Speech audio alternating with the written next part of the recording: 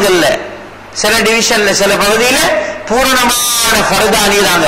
அவங்களுக்கு காரணம் கேட்கப்பட்ட நேரத்தில் அவங்க சொன்னாங்களாம், இந்த பூரணமான உடுப்பிக்குது இது எங்கட உடலுக்கு பாதுகாப்பு, எங்கட நகைக்கும் பாதுகாப்புன்னு சொன்னாங்களாம். நாங்க உள்ளுக்கு என்னென்ன அணிஞ்சிக்கிறோமோ அத்தனைக்கும் தெரியா. எங்கட நகைய ரோட்ல காட்டுகள் போனாதான் பஸ்ல கழுத்துல கைய போடுறான், காதுல கைய போடுறான், கையில கைய போட்டு இழுக்கிறான். ஏன் எங்கட நகையில இருந்தது அடுத்தவனுக்கு பொறுத்து கொண்டிருக்கல. அதனால நகையில கையடிக்க வாரான், எங்களை வழிகெடுக்க வாரான், எங்களை கெட்ட நடத்தையை கூட்டிக்கொண்டு போறதுக்கு வாரான். ஏன் எங்கட பசங்க நாங்க காட்டிக்கொண்டு போறோம். எங்க இஸ்லாத்துடைய பசங்க ஃபாலோ பண்ண ரெடி இல்லை. நாங்க நவீன உலகத்துல நவீன போக்கு போறதுக்கு ரெடி ஆகி, அதனால ஃபசாத், அதனால ஃபித்னா, அதனால குழப்பம். எனவே ஒரு விஷயத்தை மட்டும் பாருங்க, இந்த ஆடை, இந்த உடுப்பு லிபாஸ் என்று வருது, இது குர்ஆன்ல சொல்லப்பட்டிருக்குது, புகாரில சொல்லப்பட்டிருக்குது. கிதாபுல் லிபாஸ் என்று இமாமுல் அமீருல் முஃமினீன் في حديث رسول الله صلى الله عليه وسلم இமாம் புகாரி ரஹிமஹுல்லாஹ் அவர்கள் கிதாபுல் லிபாஸ் கிதாபு என்ற ஒரு பாடத்தை கொண்டிருக்கிறார். இஸ்லாத்துல ஆடைக்கு ஒரு இடம் இல்லைன்னு சொன்னா நவீன காலம் போற மாதிரி யாரும் உடுத்தணும் என்று வந்தா ஏன் குர்ஆன் ஆடையை பத்தி சொல்லணும்? அல்ல நீங்க விரும்பினவாறு உடுத்துங்க உடைந்தே. ஏன் ஹதீஸ்ல புகாரில முஸ்லிம்ல இது போன்ற சஹீஹான கிரந்தங்கள்ல ஆடையை பத்தி பேசணும்? ஆடை எப்படியும் எடுத்தேன் சும்மா இருக்க வேண்டியதுதான், ஏன் பேசணும்? எனவே ஒரு முஸ்லிம் ஆணோ பெண்ணோ எப்படியும் உலகத்துல வாழையலாம், உலகம் எப்படியும் போயிடும், ஆனா நாங்க எப்படியும் வாழையலாம். உலகம் எப்படித்தான் போனாலும் சரி நாங்க இப்படித்தான் வாழணும் பண்ணி ஒரு வாழ்க்கையை இஸ்லாம் எங்களுக்கு அக்செப்ட் பண்ணிருக்குது. அல்லாஹ் எங்களுக்கு ஒரு வாழ்க்கையை முன் வச்சிருக்கிறான். இந்த லைஃப்ல தான் நாங்க போகணும். இஸ்லாத்துடைய உடுப்பு, ஒரு பெண்ணுக்குரிய உடுப்பு பரிபூரணமான உடுப்பு. கம்ப்ளீட்லி அவளுடைய உச்சம் தலையில் இருந்து அவருடைய உள்ளங்கால் வரை மறைக்கிறாள். சுப்ஹானல்லாஹ். இந்த உடுப்பை பாருங்க, எவ்வளவு பாதுகாப்பான உடுப்பு, எவ்வளவு அழகான உடுப்பு, செலவு குறைஞ்ச உடுப்பு. புதிய புதிய உடுப்பு வாங்குற நேரத்தில் விலைகளை பாருங்க. சுப்ஹானல்லாஹ். இன்னைக்கு வெட்டிங் ஃபங்க்ஷன்களுக்கு உடுப்பு வாங்குறாங்க. உடுப்பு நான் அதை ஹராம் என்று சொல்லவும் இல்லை, அதுக்கு நான் அனுமதி தரவும் இல்லை. எப்படி என்றா சில ஃபங்க்ஷன், அதாவது வெட்டிங் ஃபங்க்ஷனுக்கு சில பேர் எப்படி உடுப்பு கொண்டு வராங்கன்னு சொன்னா, சுப்ஹானல்லாஹ், ஒரு கிட்டுடைய பொறுமதி 50,000 50,000 ரூபாய் பொறுமதி. அந்த உடுப்பை கொண்டாந்து பொம்பளை பெண்ணுக்கு, புதிய பெண்ணுக்கு உடுப்பாட்டுறாங்க. அதோட மேலே உடுப்பிக்குது 75,000 75,000 ரூபாய் பெறுமதியான ஒரு கிட் ஒன்லி ஒன் கிட் கொண்டு வரான். எங்கிருந்து கொண்டு வராங்க? சிங்கப்பூர், ஹாங்காங், பேங்காக், சைனா, சிலோல நீக்கும் அல்லாஹ்வாலம் இல்லாம போகாது. நவீன துனியா தானே. நவீன துனியா அமெரிக்காவுக்கு மட்டும் சொல்றல்ல, ஆல் வேர்ல்டு நவீனம் தான். சில ஊர்களுக்கு சில நாடுகளுக்கு பேத்திக்காது. அது அல்லாம மெஜாரிட்டி கண்ட்ரீஸ்ல துனியா புதுசா தான் நீக்குது. சரி, சொல்ல வர விஷயம் என்ன? இப்படி எல்லாம் இஸ்ராஃப், வீணான செலவு. இதை ஹராம் பயமில்லாம தைரியமா சொல்லவும் 75,000 ரூபாய்க்கு ஒரு உடுப்பாய் உடுப்பாட்டணுமா? உங்களுக்கு ஒரு கோடி ரூபாய்க்கு கொண்டு வருவார். சல்லித்திமிர், பணத்திமிர், வேற ஒன்றும் இல்லை. எனக்கு டெய்க்குது, அதனால நான் செய்யறேன். நபியுடைய லைஃப் அப்படி இல்லை. சஹாபா அனைவரும் உடுப்பாட்டுங்க, அது இஸ்லாம் வெறுக்கல்ல. நபி அவங்க சொன்னாங்க, இன்னல்லாஹ ஜமீல் யுஹிப்புல் ஜமால் அவ் கமா قال عليه الصلاه والسلام. அல்லாஹ் அழகானவன், அல்லாஹ் பசந்தானவன், அல்லாஹ் பசந்த விரும்புறான். அனைவரும் இஸ்ராஃப், வீண் விரயத்தை அல்லாஹ் வெறுக்கிறான். அது ஹராம் ஷரியத்துல. ஒரு மனிதன் அழகா உடுத்திந்தாரு, அழகா செருப்பு போட்டிருந்தாரு. இவரை பார்த்து நபி அலைஹிஸ்ஸலாம் அவங்கள்ட்ட வந்து மக்கள் முறப்பட்டாங்க, கேட்கிறாங்க, சஹாபாக்கள் கேட்கிறாங்க, யார சூழல்லா, ஒருத்தர் பசந்தா உடுத்திக்கிறாரு, ஒருத்தர் பசந்தா செருப்பு போட்டிக்கிறாரு, இது பெருமைக்குரிய அடையாளமா அப்படின்னு கேட்டாங்க. நபி அலைஹிஸ்ஸலாம் சொன்னாங்க, இல்ல, அது பெருமைக்குரிய அடையாளம் இல்ல. அல்லாஹ் பசந்தானவன், அல்லாஹ் பசந்தத்தான் விரும்புறான். ஆனா பெருமைக்குரிய அடையாளம் என்ன தெரியுமா? பத்தருல் ஹக் வ கம்துன் நாஸ் அவ் கமா قال عليه الصلاه والسلام. ஹக்க அட்டாக் பண்றது, உண்மையை மறுக்கிறது, அடுத்த மக்களை செகண்டா பாக்குறது, கேவலமா இழிவா தாழ்வா பாக்குறது. நான் சிறந்தவன், இவன் கேவலமானவன், எனக்கிட்ட எவ்வளவு பணம் இருக்குது, இவன் பணம் இல்ல, இவன் பிச்சைக்காரன், இவன் இழிவானவன், என்கிட்ட படிப்பு இருக்குது, பட்டம் இருக்குது, ஜொப் இருக்குது, அதனால நான் உயர்ந்தவன், இவன் படிப்பு இல்ல, பட்டம் இல்ல, ஜொப் இல்ல, பதவி இல்ல, ஒன்றும் இல்ல, அதனால இவன் கேவலமானவன், இழிவானவன். இப்படி அடுத்த முஸ்லிம, அடுத்த மனுஷனை செகண்ட் பார்வையாக பார்க்கிறதுக்குதே, இதுதான் பெருமைக்குரிய அடையாளம் சொன்னான். பசந்தா உடுத்தேலும் இஸ்லாத்துடைய உடுப்பே பசந்து தானே. ஒரு ஆண்களை பசந்தா உடுத்துகிறார், சுண்ணத்தான உடுப்பு உடுத்துகிறார், எவ்வளவு கவர்ச்சி அளிக்கிறார்.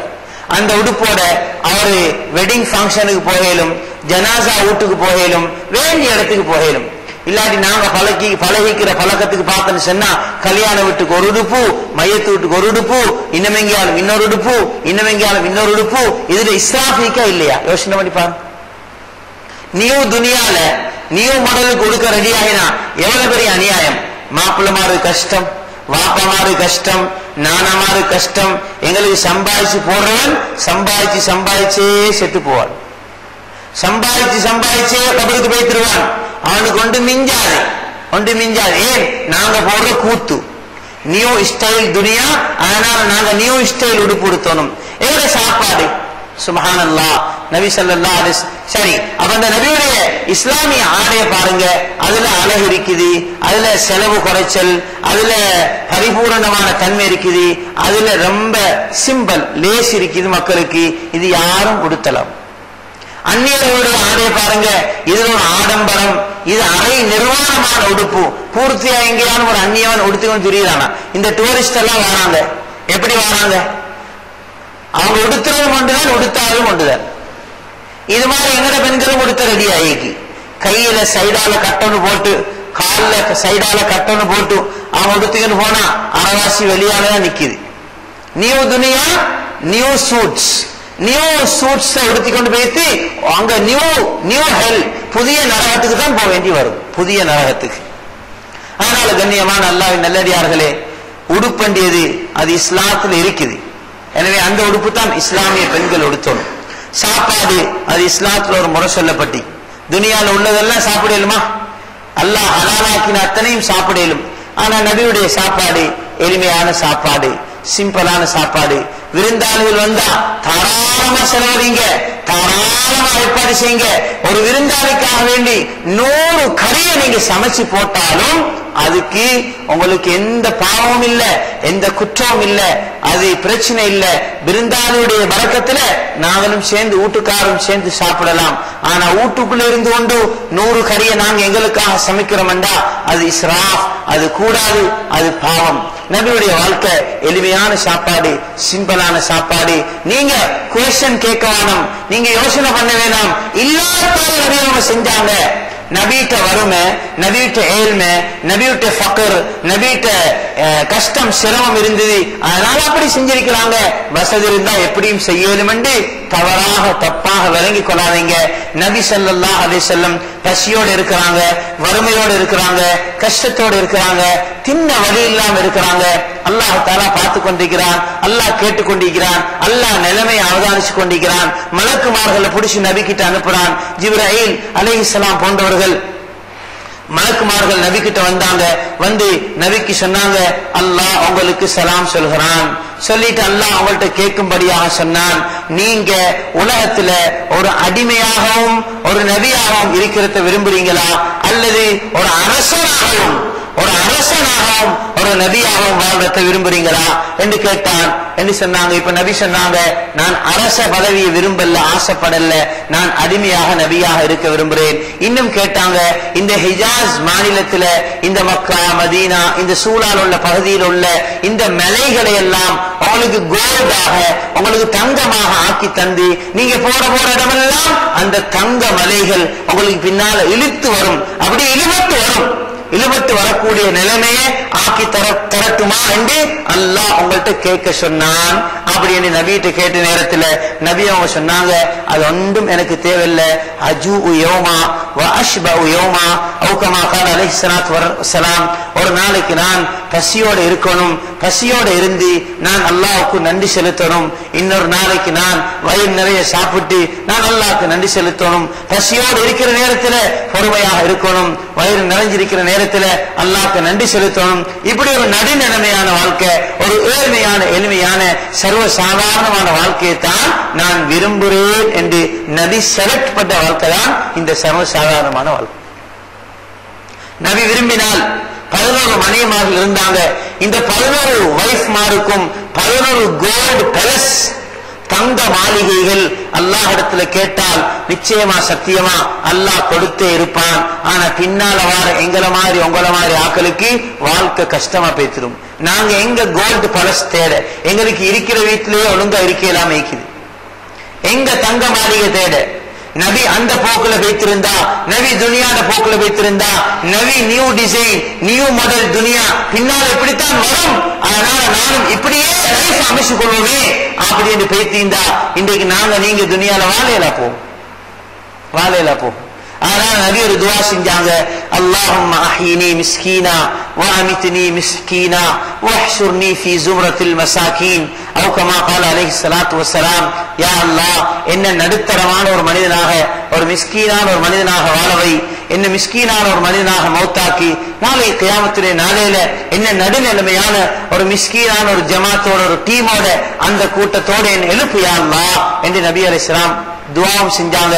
அப்படியே வாழ்ந்துட்டு உலகத்தை விட்டு மறைஞ்சு போனான். அதனால நாங்க யாரும் சொல்லல உங்களுக்கு நீங்க பிச்சைக்கார வாழ்க்கை வாழுங்க. நவுது பில்லாஹி மின்ஹா, அல்லாஹ் மன்னிக்கணும், அல்லாஹ் பாதுகாக்கணும். நபி பிச்சைக்கார வாழ்க்கை வாழ இல்ல, நபி ரெஸ்பெக்டான வாழ்க்கை வாழ்ந்தாங்க, கௌரவமான வாழ்க்கை வாழ்ந்தாங்க, கம்பீரமான வாழ்க்கை வாழ்ந்தாங்க. ஆல் வேர்ல்ட் கியாமத் வரையும் வரக்கூடிய ஒவ்வொரு ஆணும் ஒவ்வொரு பெண்ணும், முஸ்லிமுக்கு மட்டுமில்ல நபியுடைய வாழ்க்கை, அல் குர்ஆன் இது முஸ்லிமுக்கு மட்டுமில்ல, ஆல் வேர்ல்டில் உள்ள ஒவ்வொரு ஆணுக்கும் பெண்ணுக்கும் சொந்தமான உரிமை உள்ள குர்ஆன். இது மாதிரி ஹதீஸ் லைஃப் ஆஃப் முஹம்மது ஸல்லல்லாஹு அலைஹி வஸல்லம் நபியுடைய வாழ்க்கை இது முஸ்லிமுக்கு மட்டும் சொந்தம் இல்ல, ஆல் வேர்ல்டில் உள்ள ஒவ்வொரு ஆணுக்கும் ஒவ்வொரு பெண்ணுக்கும் சொந்தம். அதனால இன்றைக்கு நாங்க பார்க்கிறோம், அதாவது யூரோப்பியன் கண்ட்ரீஸ்ல, அமெரிக்காவில, யூகேல, கனடால, லண்டன்ல, ரஷ்யால, ஜப்பான்ல, இந்த நாடுகள்ல புதுசாக முஸ்லீமுக்கு வராங்க, புதுசாக இஸ்லாத்துக்குள்ள வராங்க. இந்த மக்கள் மாஷா அல்லாஹ் 100க்கு 100 நியூ துனியா, நியூ வேர்ல்ட் பிறந்து, நியூ வேர்ல்ட் வளர்ந்து 20 வருஷம், 25 வருஷம், 30 வருஷம், 40 வருஷம், 60 வருஷம் நியூ ஸ்டைல், நரகத்துக்கு போற ஸ்டைல்ல போனவங்க, அந்த ஸ்டைல் அந்த சிஸ்டத்துல பழகினவங்க புதுசா கலிமா சொல்றாங்க, லா இலாஹ இல்லல்லாஹ் முஹம்மது ரசூலுல்லாஹ் சொல்றாங்க. அவங்களுக்கு அல்லாஹ் எவ்வளவு ரஹ்மத் செஞ்சிருக்கிறான், அல்லாஹ் எவ்வளவு இரக்க பார்வையோட அவங்களை பார்த்திருக்கிறான்டா. இன்றைக்கு இஸ்லாத்துக்கு வாரவரும் அவர் கேட்கிறாரு, நபி ஆம்பளையா இருந்தா அவர் கேட்கிறாரு, நபி எப்படி தலப்பா கட்டினாங்க, நபி எந்த பக்கத்துல தலப்பா கட்டினாங்க, எந்த சைட்ல, ரைட் சைடால சுத்தி விட்டாங்களா இல்ல லெப்ட் சைடால சுத்தினாங்களா? நபி எப்படி மிஸ்வாக் செஞ்சாங்க, மிஸ்வாக் அமெரிக்காவோட ஏர்போர்ட்ல, லண்டனோட ஏர்போர்ட்ல, கனடாவோட ஏர்போர்ட்ல, இப்படி ஃபிஜி ஏர்போர்ட்ல, வேண்டிய நாட்டுக்கு போய் சிங்கப்பூர்ல வேண்டிய இடத்துக்கு போய் பார்க்கலும் பூர்த்தியான ஃபர்தாவோட இன்றைக்கு நியூ முஸ்லிம்ஸ் லேடிஸ் அலைஞ்சு கொண்டிருக்கிறாங்க, சுத்தி கொண்டிருக்கிறாங்க. மக்கா மதீனால மட்டுமில்ல, யூரோப்பியன் கண்ட்ரீஸ்ல நியூ வேர்ல்ட் போற போக்குல அல்லாஹ் இப்படியான நல்லவர்களை உலகத்துல, அதுவும் நியூ முஸ்லிம்ஸ் புதிய முஸ்லிம அல்லாஹ் உண்டாக்கி, அவனுக்கு துனியா தெரியாதா, அவன் படிச்சு இல்லையா, அவன்கிட்ட பணம் இல்லையா? கண்ணியமானவர்களே, அல்லாஹ்வின் நல்லடியார்களே, அவங்க விளங்கிட்டாங்க இதுலதான் ஹைர் இருக்குது, இந்த லைஃப்ல தான் வெற்றி இருக்குது, இந்த லைஃப்ல தான் நிம்மதி இருக்குதுன்னு விளங்கிட்டாங்க. அதனால பவர்ஃபுல்லாக அதை அப்படியே ஃபாலோ பண்ணிக்கின்னு போறான். நபியுடைய சாப்பாடு எளிமையான சாப்பாடு, சாதாரணமான சாப்பாடு, இருந்தா திம்பாங்க, இல்லாட்டி சும்மா இருப்பாங்க. நபியுடைய வீடு சாதாரணமான வீடு. இன்றைக்கு நாங்க மாட மாளிகையை கட்டி வச்சுக்கொண்டு அதுக்கு வேற வேலைக்காரன் எடுத்துக்கொண்டு வீட்டில் உள்ள பெண்களுக்கு வேலை செய்யலாம், முன்னூத்து ரூமா கூட்டினா அடுத்த ரூமுக்கு போறதுக்கு ஒரு கட்ட தூரத்துல ஓடிக்குது, இவங்க டயர்ட் ஆகி போறாங்க. நோய் பிடிச்சு கொண்டு வேலை செய்ய கஷ்டம். என்ன காரணம்? எங்கட எல்லாம் அரண்மனை பெலசாகி போய்த்து, எங்களுடைய சல்லியை வச்சு நாங்க துனியா போற போக்குல போக பார்க்கிறோம். எங்களோட வீடுகள்லாம் அந்த மாதிரி தான் நிக்குது. எங்களோட உடுப்பெல்லாம் அந்த மாதிரி. எங்களோட சாப்பாடு சிஸ்டம் எப்படி இருக்குது? யஹூதி சிஸ்டம், நசரானி சிஸ்டம். மேசையில உட்கார்ந்து புட்டுவத்தில் உட்கார்ந்து சாப்பிடுறது. நபி அலைஹிஸ்ஸலாத்துடைய சிஸ்டம் என்ன? அபுதாக, அடிமையாக, கீழே